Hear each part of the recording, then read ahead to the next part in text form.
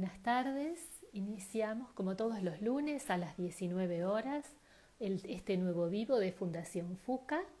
Quiero compartirles la portada de este vivo. Hoy nos va a acompañar el doctor José Mordo, que es el vicepresidente de FUCA.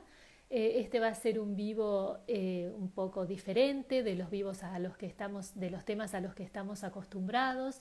Hoy queremos contar una historia, queremos hablar de historias, queremos hablar de las personalidades, queremos tomarnos un tiempo en FUCA para charlar también sobre las personalidades de la ciencia que han contribuido a los avances a los avances de la ciencia, de la medicina, para que el cáncer en particular y otras enfermedades sean cada vez más enfermedades curables y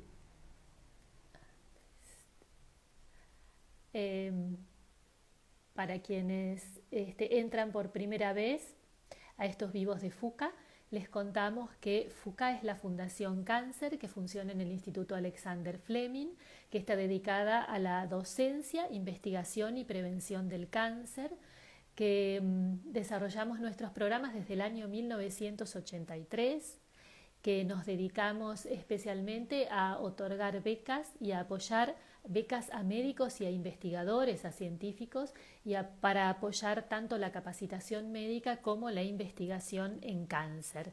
Bueno, vamos a ver si ya se está sumando el doctor José Mordo. A ver, no, todavía no lo veo.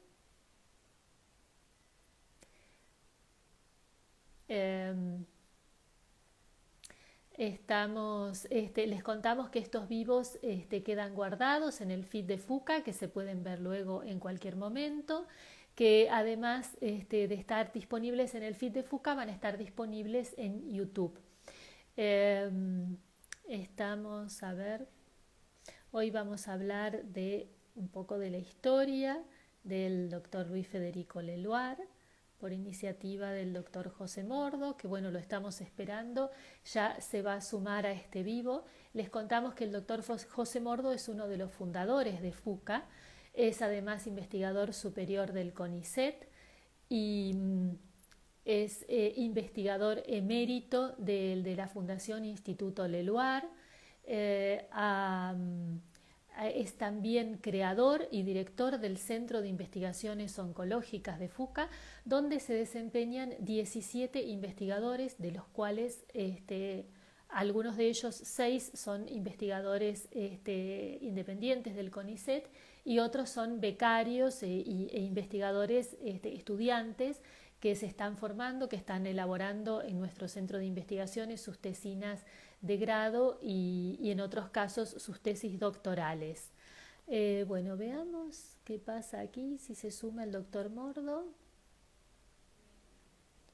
A ver, vamos a ver. Vamos a avisarle al doctor Mordo que estamos en vivo, ya para que se pueda sumar.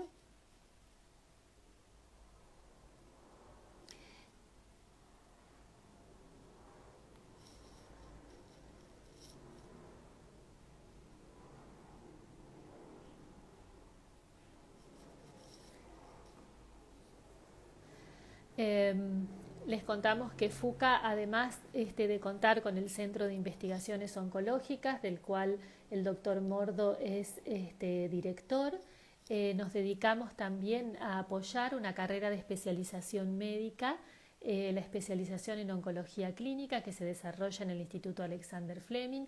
Tenemos en la actualidad 8 médicos que son becarios y que están cursando la carrera de oncología clínica. Tenemos también médicos becarios en otras especialidades de la oncología, por ejemplo en oncohematología, en mastología, en cirugías, en distintas ramas de la cirugía, cirugía torácica, cirugía ortopédica. Así que bueno, estas son todas las especialidades que en FUCA apoyamos para contar con médicos capacitados para atender a los pacientes de cáncer. Muchos de estos médicos permanecen ejerciendo la oncología en el Instituto Alexander Fleming, que es donde se desarrollan los proyectos, los programas de capacitación, pero muchos de ellos están ejerciendo hoy la oncología en distintos puntos del país. Así que realmente FUCA contribuye o trabaja para los pacientes de cáncer, contribuyendo a que cada vez tengamos médicos mejor capacitados y que todas las personas en todo el país puedan tener acceso a la atención de médicos oncólogos de excelencia. Bueno, y acá lo tenemos que nos está sumando el doctor Mordo. No sé si tendrá algún problema. Hoy el doctor Mordo nos propuso contarles acerca de la historia del doctor Luis Federico Leloir, que fue Premio Nobel de Química en 1970. Es el segundo Premio Nobel que tuvo la Argentina. El primero fue el doctor Bernardo Hussein. Y el doctor Leloir fue también discípulo del doctor Hussein. Y el doctor Mordo, que nos va a acompañar hoy, a su vez fue discípulo del doctor Leloir. A ver, el doctor parece que tiene alguna dificultad para sumarse.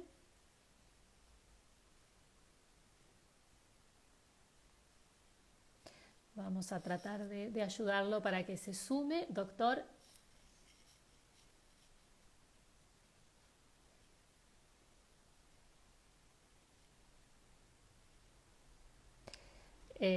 A ver si podemos mandarle un print de pantalla.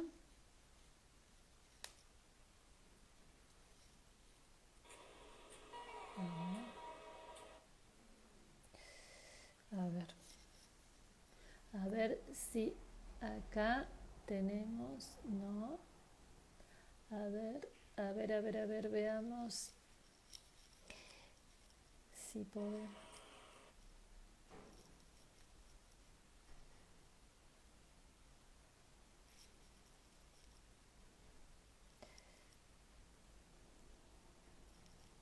Si podemos enviar.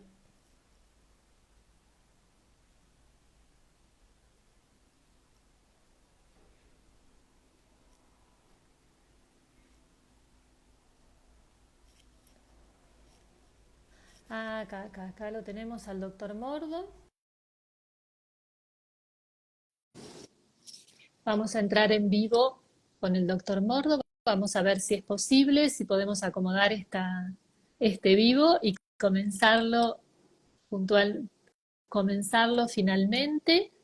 A ver si estamos. Doctor, le acepté su invitación para sumarse al vivo. A ver, María José.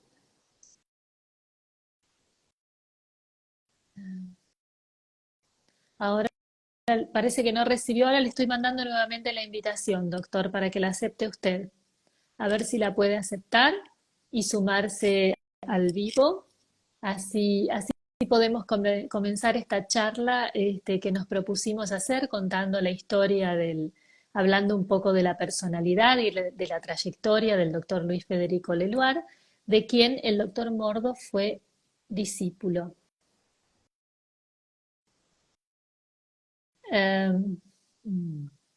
Parece, doctor, que tiene alguna dificultad para entrar. A ver si me puede enviar de nuevo la solicitud a usted. Este,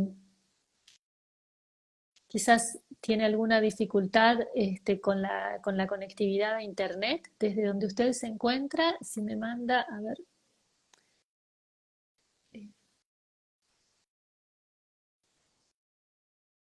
Vamos a tratar de generar esta conexión. A veces tenemos estas dificultades. Ahora Aquí sí. está. ¿Está bien? Ahora sí, Acá doctor. estamos. Bueno, ahora sí estamos. Qué bueno, bienvenido doctor Gra- a este vivo de FUCA. Eh, Gracias. Muchas va, gracias. va pasando gente, y bueno, yo les estaba contando que usted es miembro fundador de FUCA. Acá ya le están mandando saludos. A ver quién. Ana Gorlando, puede ser Ana Orlando. Saludos, doctor, un placer escucharlo. Felicitaciones por sus logros. Así que bueno, qué lindo recibir saludos. ¿La ubica a Qué Ana? lindo. Bueno, Sí, recuerdo. recuerdo, Bueno, recuerdo hace entonces, bastante. nuevamente, ya que el doctor ahora se ha incorporado, vamos a hacer muy breve de nuevo la presentación. Doctor, si se quiere alejar un poquito del teléfono de la cámara, así lo vemos así como un poco más completo. Les contaba a todos que el doctor Mordo es vicepresidente, fundador y vicepresidente de FUCA, es director del centro y creador del Centro de Investigaciones Oncológicas de FUCA, es investigador emérito del CONICET. Él es doctor en medicina, pero a su vez realizó la carrera de investigación, perdón, investigador superior del CONICET e investigador emérito de la Fundación Leluar, que bueno, ya nos contará un poco de la Fundación Leluar, que precisamente lleva el nombre del doctor Luis Federico Leluar, de quien vamos a hablar hoy, de quien usted nos va a contar hoy. Yo les estaba contando algunos datos biográficos, que el doctor Luis Federico Leluar nació en el año 1906 y falleció en 1987 a la edad de 81 años, que fue premio Nobel de Química en 1970, no de medicina, pero bueno, ahora el doctor nos contará bien por qué esta diferencia. Y, y bueno, eh, que además el doctor Leloir nació en París, pero fue una situación circunstancial. Que haya nacido en París era porque su familia estaba temporariamente ahí y después hizo todos sus estudios y su carrera en la Argentina, aunque no tanto porque luego también volvió a viajar al exterior. Pero bueno, ¿qué tal, doctor, si nos empieza a contar usted, que es quien conoce bien Sí, la historia? sí, yo creo que la, la, la idea de estos vivos, de estas presentaciones, yo le propuse a Gabriela y que le pareció bien intercalar algunas de estas, es una, es una idea que me parece que tenía hace un rato, hace un tiempo, y que se ha reforzado por estos ruidos políticos que han surgido en los últimos meses sobre el CONICET, sobre la idea de poner en tela de duda la investigación. Y esto se une a que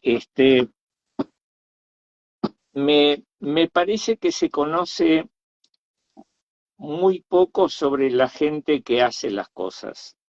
Claro, Me parece que se conoce mucho más la gente que usa las cosas que la gente que hace las cosas. Y en medicina y en investigación, en todas las áreas, pero yo hablo de lo que conozco más, ¿no?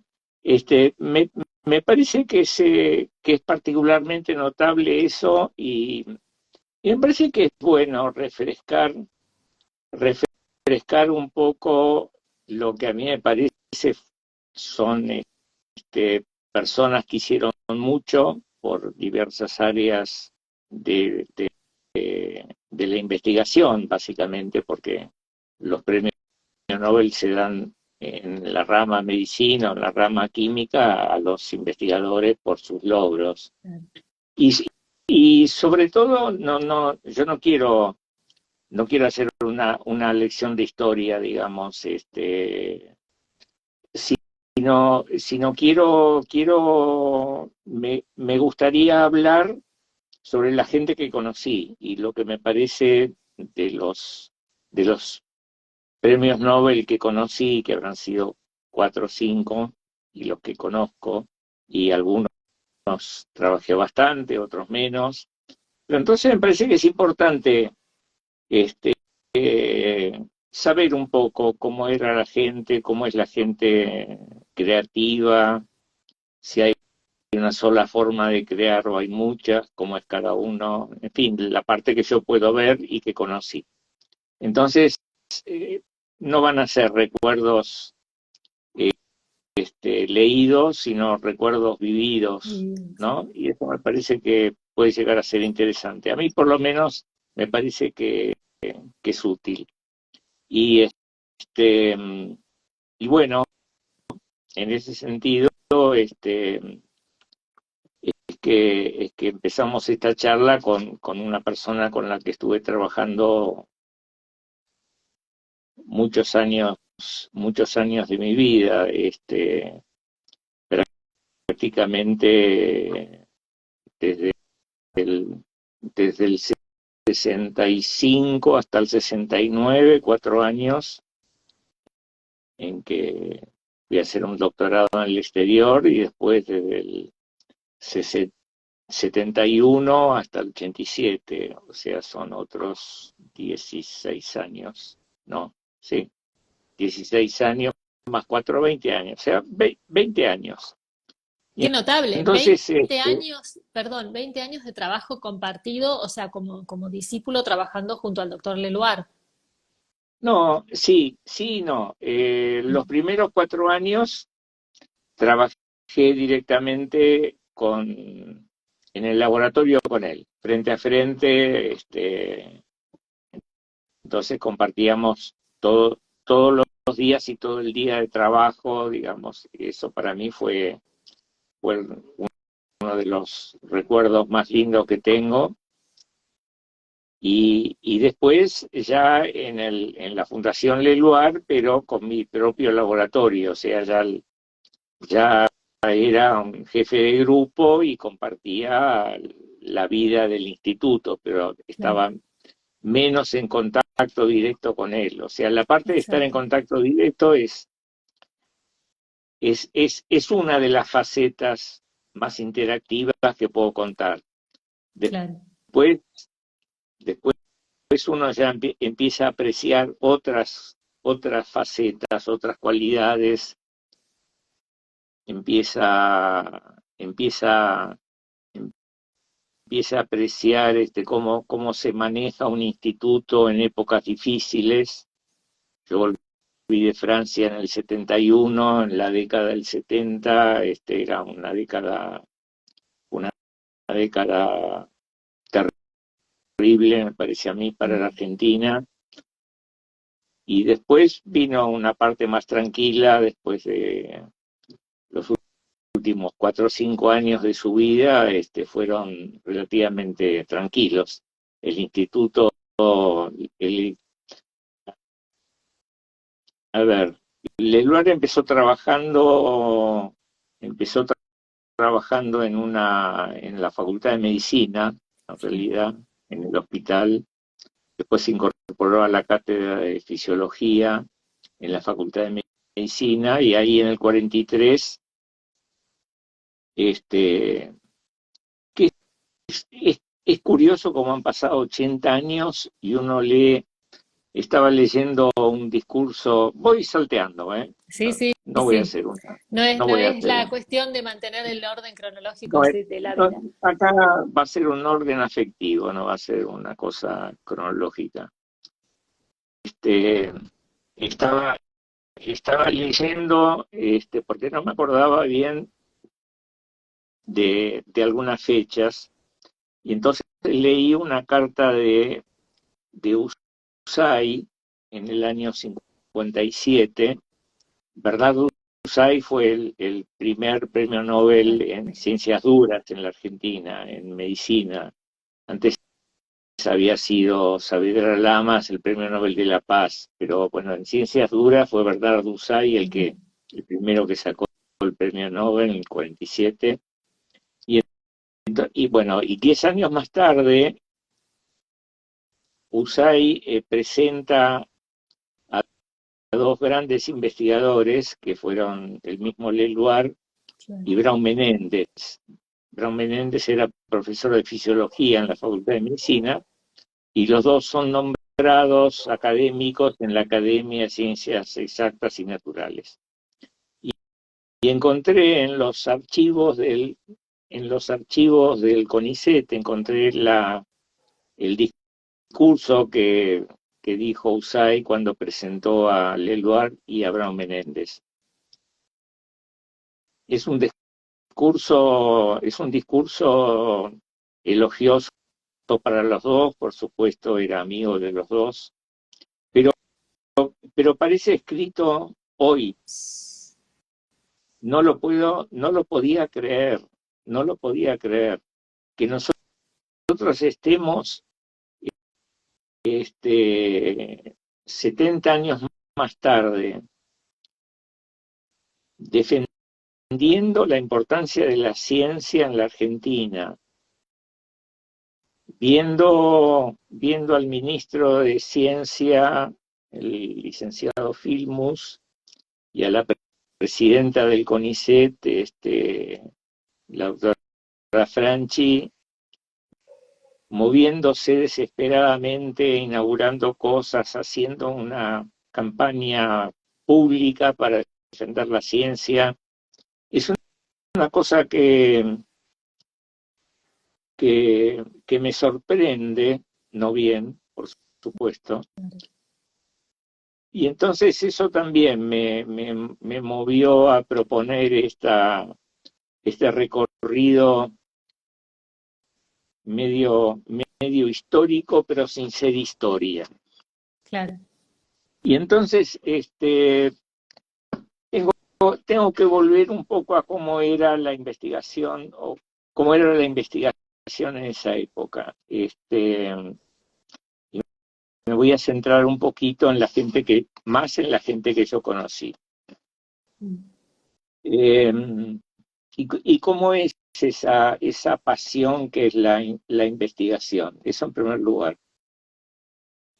La investigación tiene muchas facetas. Uno no puede decir por qué le gusta hacer investigación. Uno después puede encontrar lo que le gusta de la investigación. Pero yo creo que es como una pasión que surge, como hay gente que le surge la pasión por la música, por la arquitectura, por los coches, por lo que sea. La pasión es un misterio maravilloso del ser humano. Y yo les cuento brevemente, porque no quiero para nada centrar sobre mí la cosa, pero como soy el, el, el narrador, quiero decirles dos palabras de cómo llegué a conocerlo al doctor Leloir. Yo ya, más o menos cuando tenía 16, 17 años, ya sabía que quería hacer investigación. Y quería hacer investigación en medicina, quería investigar sobre el hombre, sobre el ser humano. Y entonces entré en la facultad y me acuerdo que había dos materias, anatomía, que era una materia de mucha memoria, y justamente leyendo un poquito sobre Leloir, que él también era médico, Leloir, y es curioso, porque Leloir hizo un año de arquitectura en Francia y no le gustó. Y después, entonces, en la Argentina ingresó en la Facultad de Medicina. Y es una cosa, debe haber cierta comunión entre la arquitectura y la medicina que yo no termino de comprender, pero es así. A mí me pasó una cosa igual, digamos, si no hubiera seguido medicina, hubiera seguido arquitectura.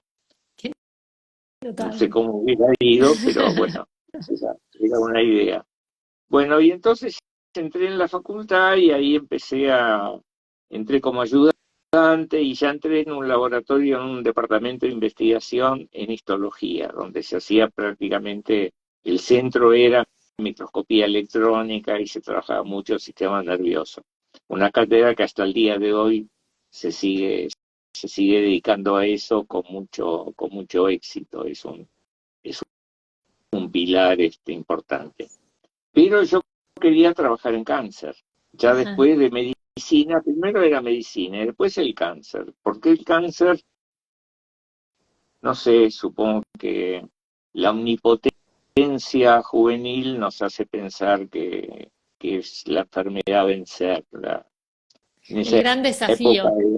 El gran desafío, que en esa época era un desafío mucho más dramático, ¿no?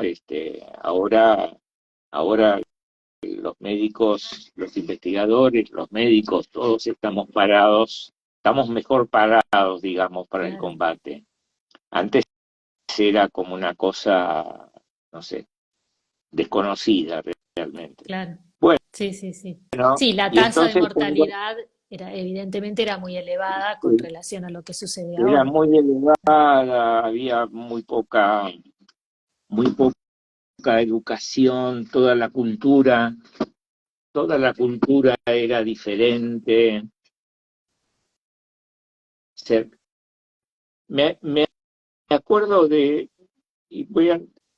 que me surgen ahora, ¿no? No lo tenía pensado, pero en este momento lo voy a comentar. En ese momento hubo, estuvo la muerte, el fallecimiento por un cáncer, de Eva Perón. Yo Claro. me acuerdo que fue un drama nacional, y después Sí, leyendo sobre el manejo de la enfermedad, ¿no? Se revelaron varias cosas. Primero, la impotencia médica.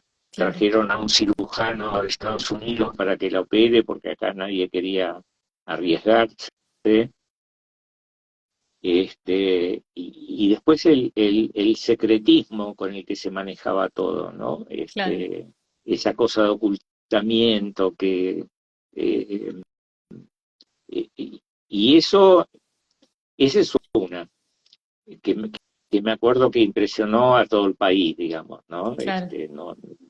No solo a mí, sino que, pero mirando para atrás uno se da cuenta de cómo se evolucionó en ese sentido.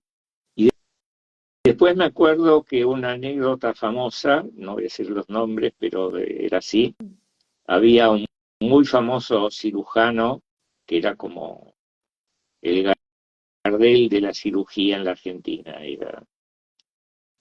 y tenía un hermano que también era médico, y un día el hermano le muestra, le muestra una radiografía de tórax al cirujano, al más conocido, digamos, y le dice, che, ¿qué te parece esto? Era una cirugía de tórax donde se veía una sombra este, sospechosa. Y el cirujano conocido le dice, uff, dice, yo si fuera él me pego un tiro. Y la placa era del hermano, y el hermano se pegó un tiro. Y era un cáncer de pulmón, una cosa que ahora, 70 años después, se puede controlar. En ese momento era era una Claro, sentencia de muerte. claro, O claro. sea, ese Sí, era el panorama, digamos, ¿no? Una cosa que no se sabía por dónde entrar, por dónde claro, entrarle. claro. Bueno, y entonces yo cuando en ese contexto y con esa idea fija, este, me recibo de médico en el 63 y hice entré en el CONICET como becario, había muy pocos becarios, el CONICET se había fundado alrededor del 58, una cosa así, me Sí, parece. el doctor Leluar creo que figura entre los fundadores o promotores de la Y uno entre institución, los ¿verdad? fundadores junto con Con USAID. USAID fue el primer José. presidente y Leluar exactamente, Claro, fue uno de los fundadores. Bueno, y entonces hice mi primer año de beca en el Instituto de Robertis y no me, ya, con la morfología sola yo me di cuenta que no, que era muy interesante, sigue siendo una cosa que me gusta mucho, pero en la facultad no se aprendía nada de bioquímica, de biología molecular, ni se hablaba en esa época todavía. claro. Recién me acuerdo en una clase cuando yo estaba estudiando de Robert Curtis, en una clase magistral, comentó el trabajo de Watson y Crick, así como una gran novedad que había salido. Bueno, cambió la historia del mundo, yo creo, ¿no? El trabajo de Watson y Crick de la doble hélice del DNA. Pero la biología molecular no había empezado todavía. Y la bioquímica, yo mucho no sabía porque en la facultad se estudiaba muy por arriba. Claro. Y entonces me acuerdo que me fui un día a la Fundación Capomar. Tuve profesores muy buenos en la secundaria, eso fue muy importante. Tuve profesores que siempre, algunos, algunos menos, pero los relacionados con la medicina, con las ciencias biológicas, fueron siempre muy amables. Que dicho sea de paso, me parece que es importante esa etapa de la formación en la secundaria. Porque en investigación hay una regla no escrita, pero es una regla de oro. Y yo la puse ahora, con los años a uno se le da por pensar ciertas cosas y hacer analogías. Y entonces, hay un juramento que se toma en los Estados Unidos a los testigos en un juicio. Y se les pregunta, jura decir la verdad, toda la verdad y nada más que la verdad. Y el testigo tiene que jurar. Y es muy interesante esas tres cosas, ¿no? Pero con las tres lo que se procura evitar es la mentira o el sesgo. El ocultamiento de algo es mentir, aunque uno no lo exprese en palabras. Y entonces Claro. eso es lo que la investigación tiene que ser. Hay que decir la verdad, toda la verdad, lo que anduvo bien y lo que anduvo mal, no Claro. ocultar. Y Claro. entonces eso es muy importante y está muy ayudado si uno tiene en la etapa de la formación buenos maestros. Claro. Y yo durante todos mis años en el Nacional Buenos Aires, que era una época complicada políticamente también, porque fueron los últimos años del gobierno de Perón, pero el ambiente ahí era un ambiente durante 6 años, yo no puedo decir que nunca sufrí una injusticia, nunca, ni la vi. Había apellidos muy conocidos, había apellidos como el mío que nadie conocía, pero nunca vi una injusticia. Y eso a uno lo marca de cierta Claro. forma, ¿no?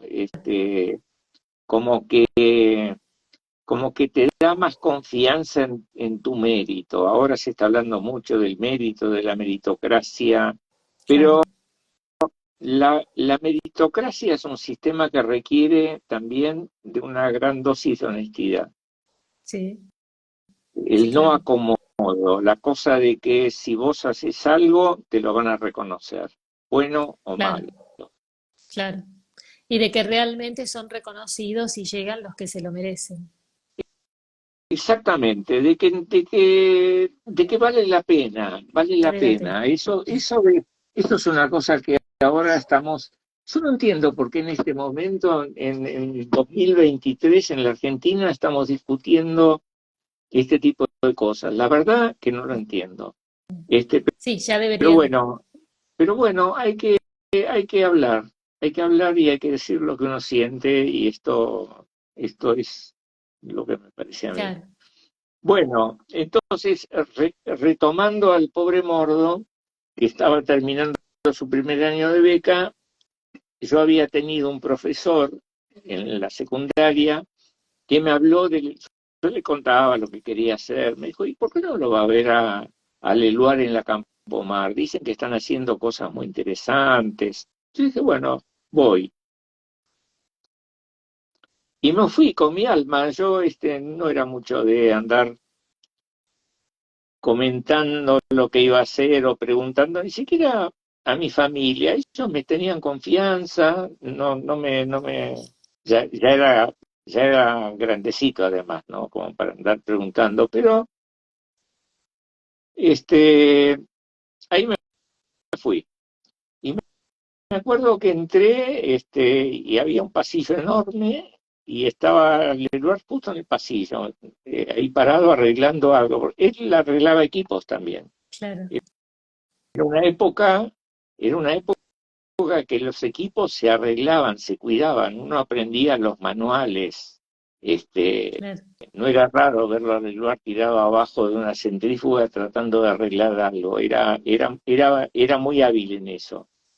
Y la gente hacía como un culto de eso, ¿no? claro. ¿Qué, qué era eso, llamar un service? Una que no había.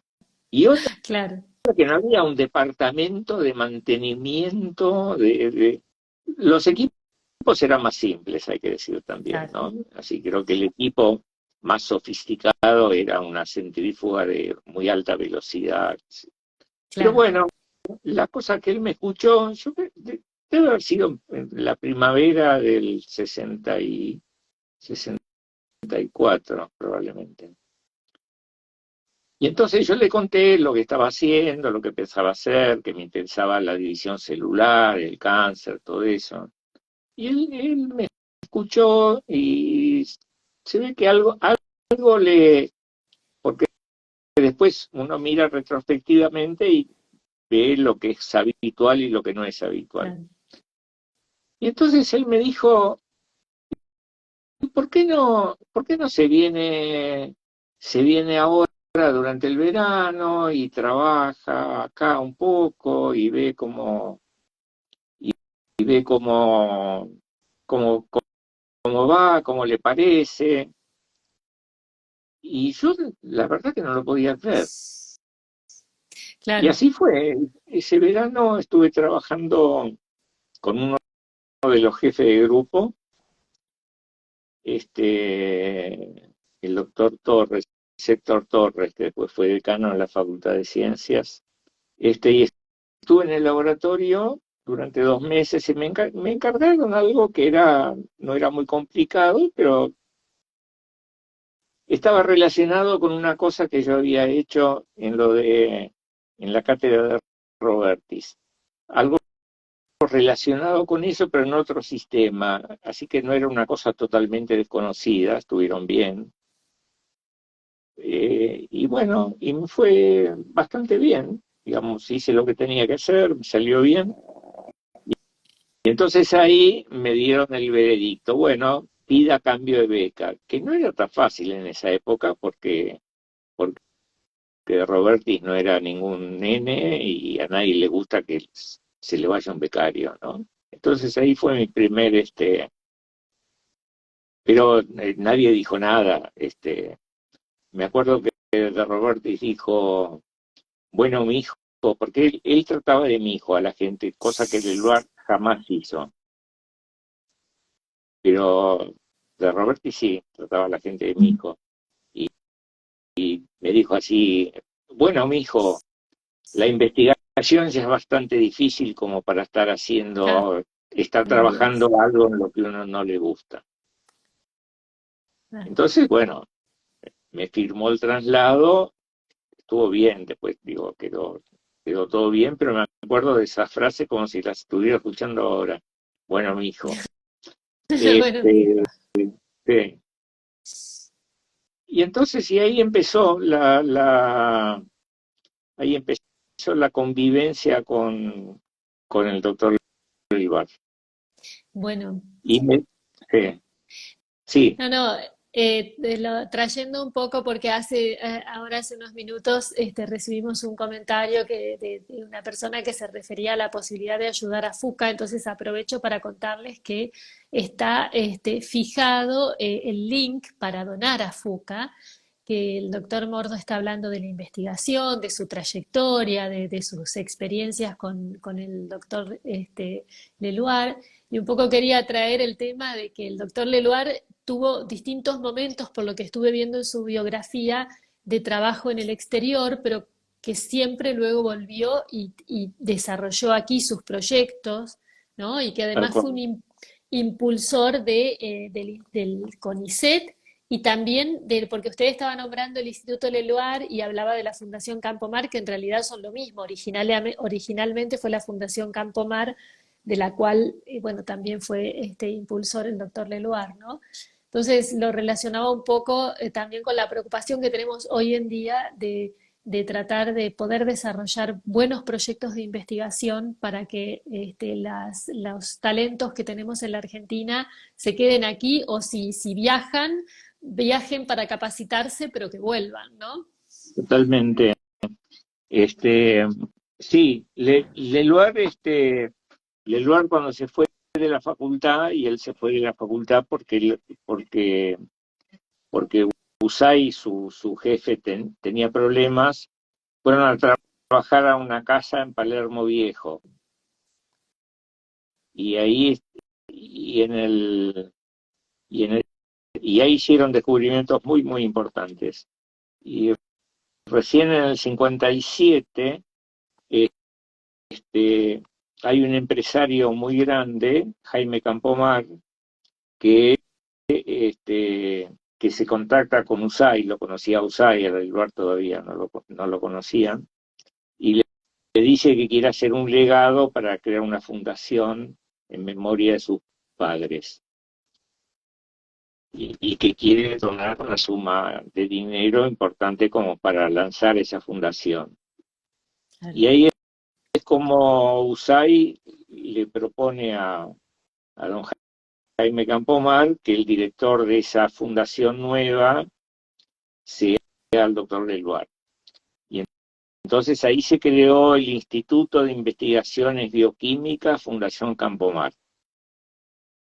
que siguió así hasta los 90, en que se transformó en la Fundación Instituto Leluar. Pero Ajá. digamos, fue un legado inicialmente el que posibilitó que esa fundación arranque. Pero de entrada, entonces Fundación Campomar con el tiempo se transformó en Fundación Instituto Leluar, porque nos parecía lógico el lugar donde Leluar, el lugar que Leluar fundó, que Leluar creó, y después del premio Nobel se hizo el edificio nuevo, y donde Leluar vivió trabajó hasta sus últimos días. Ajá. Murió en diciembre del 87. Ok. Que llevara su nombre parecía, parecía una cosa de reconocimiento que no se podía obviar, que no se debía obviar. Claro, Pero así claro. que era una época de mucha escasez, y ahí de escasez de medios, ¿no? Porque ya los equipos empezaron a ser más complejos, la investigación se hizo más cara, y entonces acá, para variar, había poca plata. Entonces en ese momento ya Leluar empezó a conseguir subsidios de Estados Unidos, del Instituto Nacional de la Salud, porque ya había hecho descubrimientos muy importantes en la casa esa vieja de Julián Álvarez. Claro, Y lo siguió haciendo, ¿no? Pero claro, digamos, o sea que las donaciones siempre fueron, y ahí fue donde se creó un departamento de relaciones públicas, digamos, en el edificio nuevo, ¿no? Cuando la gente se dio cuenta de que ya la investigación era muy cara. claro. Cuando el lugar empezó a trabajar, había un ambiente, el lugar venía de una familia de mucho dinero, él nunca cobró un sueldo, siempre donaba todo al instituto. Braun Menéndez, que era otro gran investigador que falleció en el 59, me parece, en un accidente de avión, yendo a Mar del Plata, también era lo mismo. Entonces había un poco una visión de que la investigación en ese momento era, cosa que yo nunca estuve de acuerdo, jamás, pero bueno, no me podía poner a pelear contra el sistema como era establecido en esa época, que la investigación era como las artes, digamos, ¿no? Claro, Como la poesía, como la escultura, estaba la investigación, era un fenómeno artístico, solo que diferente. Bueno, y como Leluar no necesitaba del dinero, claro, este, yo, yo creo que le costaba comprender las necesidades de la gente que quería hacer investigación y que no tenía dinero. claro, claro. No era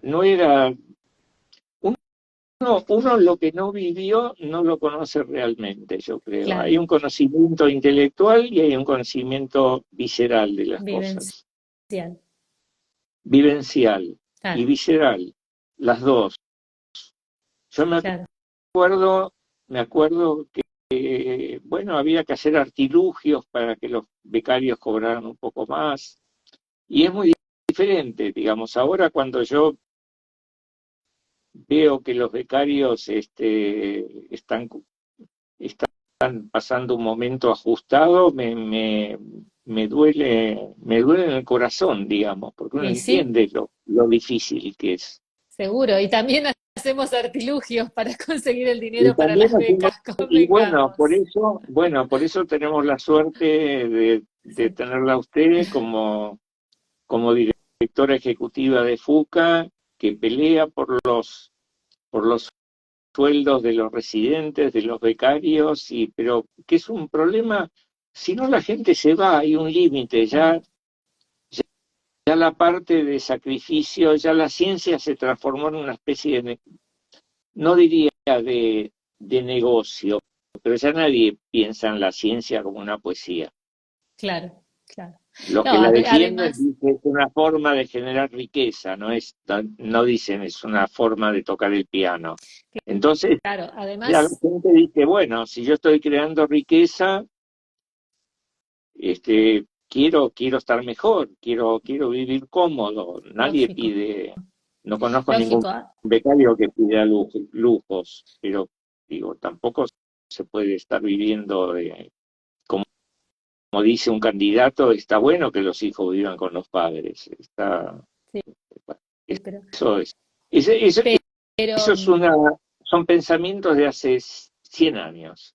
claro, sí, sí, pero es lógico que si uno, para que es importante que la carrera de investigador tenga una remuneración adecuada porque es importante que acceda a ser investigador quien está capacitado y no quien tiene recursos porque puede Exactamente, subsistir porque su familia lo puede ayudar. Que bueno, exactamente. seguramente en la época del doctor Leluar era una época diferente y gracias que el doctor Leluar vivió esa situación y le permitió darse del lleno a la investigación y hacer el legado tan importante que hizo, no solo en cuanto a sus logros de investigación, sino también prácticamente se podría decir que es un emprendedor, que ha sido un emprendedor en el sentido de la creación de instituciones, del desarrollo de la ciencia, del desarrollo de las instituciones en las que promovió. Totalmente, pero digamos, fue una de las, bueno, y otra de las cosas que a mí de los recuerdos lindos de esa primera época en que yo estaba mucho más cerca, era que me llamaba la atención, porque USAID trabajaba en el mismo edificio, en la planta baja, y Leluar tenía el laboratorio en el primer y segundo piso de ese edificio que todavía sigue estando en Obligado y Monroe, con otra gente, pero sigue estando. Ajá, Y como que siguió ahí el que era Instituto de USAID. Bueno, USAID subía todas las mañanas, era bastante mayor que el lugar, pero subía todas las mañanas a hablar un rato con él sobre los distintos acontecimientos políticos, novedades que pasaban en la ciencia, en todo eso. Era una época de mucha, de mucha turbulencia. Empezó una época hay que acordarse que en el 66 fue el golpe de Estado de Onganía, la noche de los bastones largos. Ahí ya fue el primer desmantelamiento policial, militar más que policial, pero los policías hicieron el papel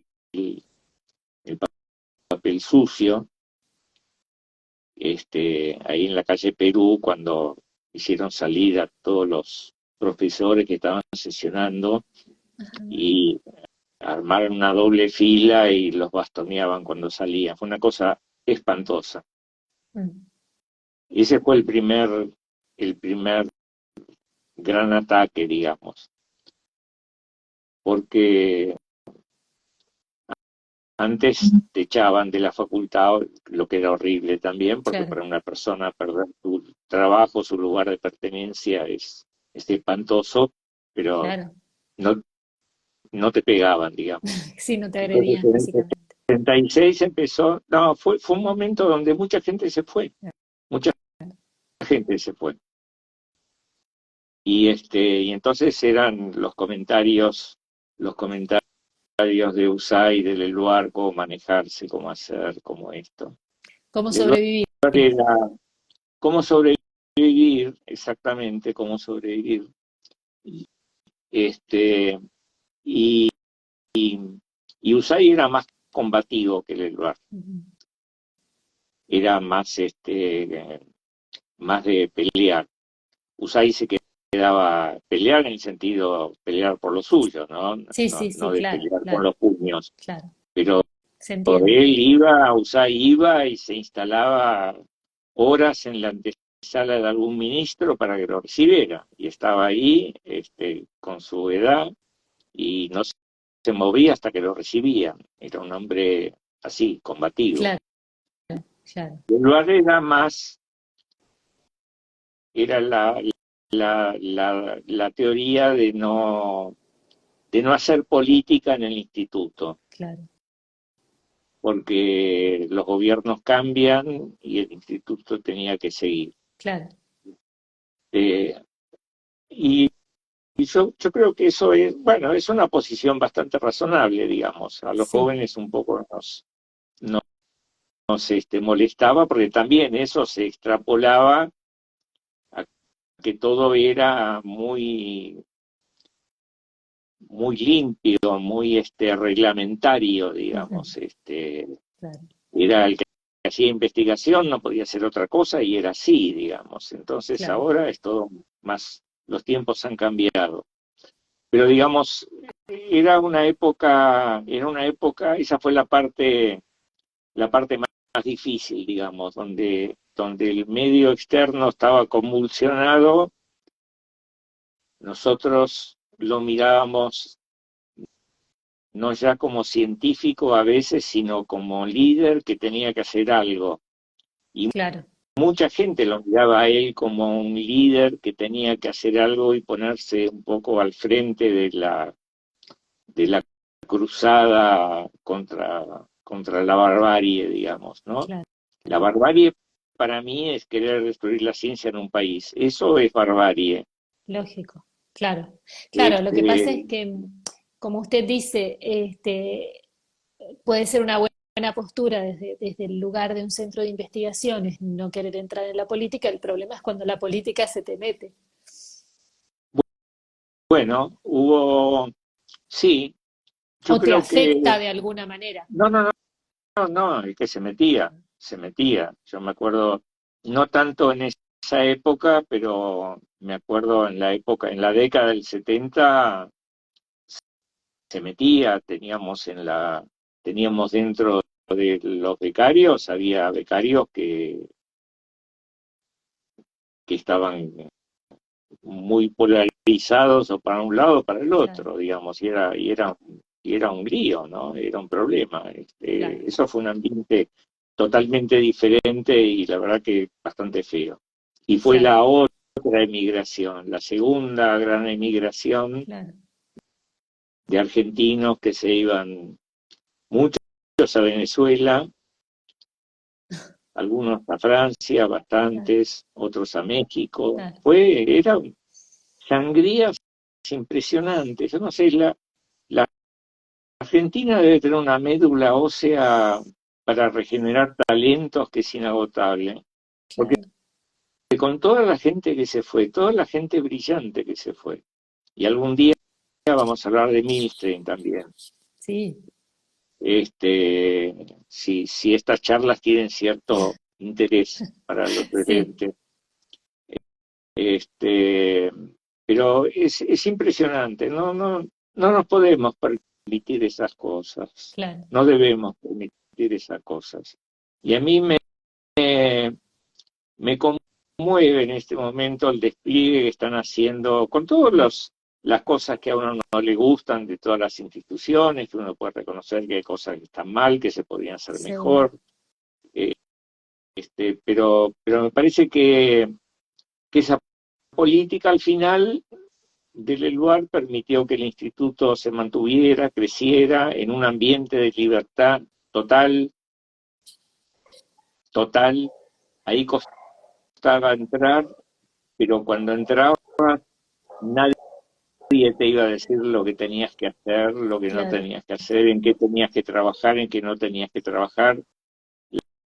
La claro. gente que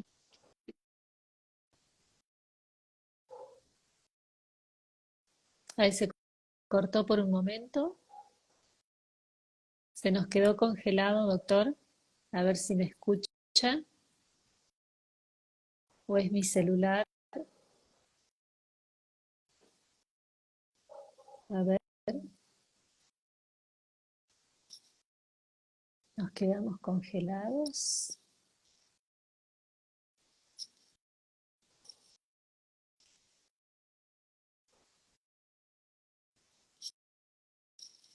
Ah, bueno, parece que se cayó la comunicación con el doctor Mordo. A ver, vamos a ver si se vuelve a sumar. Este, Me parece que tuvo una caída de internet. Vamos a esperar unos minutitos si se puede volver a sumar. Si no, ya estamos en tiempo. Vamos terminando el vivo. A ver si lo tenemos que se vuelve a incorporar el doctor Mordo. Y si no, damos por finalizado. Bueno, qué pena si no pudimos, si no pudimos terminar y hacer un cierre de esta charla tan linda con el doctor Mordo, hablando de la ciencia en Argentina, un poco a propósito de contar sobre algo, sobre la vida del, del doctor Luis Federico Leluar, Premio Nobel de Química de la Argentina en el año 1970, y un investigador con el cual el doctor José Mordo, que nos estuvo acompañando en este vivo, trabajó muchos años con él. Bueno, parece que, a ver si se vuelve a sumar. Acá está Graciela, bienvenida, pero parece que el doctor Mordo ya no se suma más. Así que, así que bueno, a ver si me manda algún mensaje. No, debe haber tenido alguna situación con su celular. Bueno, les agradecemos a todos por estar. Les recordamos que este vivo, como todos los vivos de FUCA, queda grabado en el feed de FUCA y luego se sube a nuestro canal de YouTube. Apoyen, los invitamos a todos a apoyar la investigación científica en cáncer en la Argentina. Está copiado, pegado el link a nuestra página web donde pueden colaborar con el Centro de Investigaciones Oncológicas que dirige el doctor José Mordo, que nos acompañó hoy. Y los esperamos en el próximo Vivo de FUCA, que va a ser el 9 de octubre, el próximo lunes. Vamos a hablar de temas relacionados con la cardiología, la cardiología y el cáncer. Volvemos a los temas médicos. Así que bueno, Laura, muchas gracias por tu mensaje, muy interesante. Gracias a todos por estar y nos vemos como siempre todos los lunes a las 19 horas en el canal de Instagram de FUCA. Gracias por estar con nosotros y hasta la próxima.